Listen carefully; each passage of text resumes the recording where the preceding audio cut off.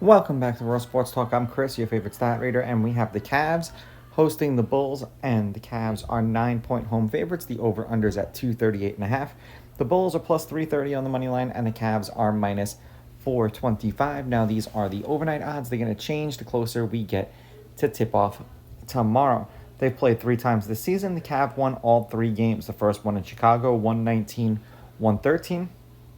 The next one in Cleveland, 144-126. And then the next one in Chicago, 139-117. Lineups for this game, and please be mindful, every NBA team has 30 minutes before the game to tell you who will or who won't play. So it's supposed to be Giddey, Terry, Williams, Buzelis, and Vucevic, and both Giddey and Vucevic are listed as questionable, so that's not a good sign. And then it's supposed to be Garland, Merrill, Strus, Mobley, and Allen, so no Mitchell for this game.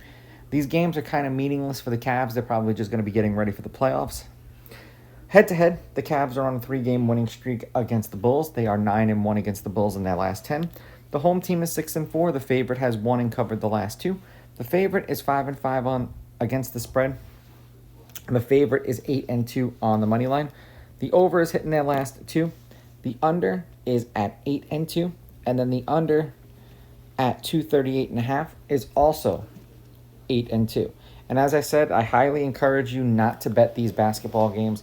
I would wait until the playoffs start because most of these teams are either in playoff mode or Cancun mode. So just pick your poison. The Bulls are 7-3 in their last 10, 6-4 against the spread. The over is 7-2-1. They've won their last 3 games. There was a total of 262, then 255 points, 231, and then 248. A 28-point loss to the Thunder, didn't cover. A 19-point win over the Raptors, they covered. 5-point win over the Blazers, they did not cover. And then a 14-point win over the Hornets, they did cover. For the Cavs, 6-4 in their last 10, 3-7 against the spread. The over is 6-4. The under is hitting their last 3. There was a total of 249, 229, 227, 233. 5-point win over the Clippers, didn't cover. 19-point win over the Knicks, they covered.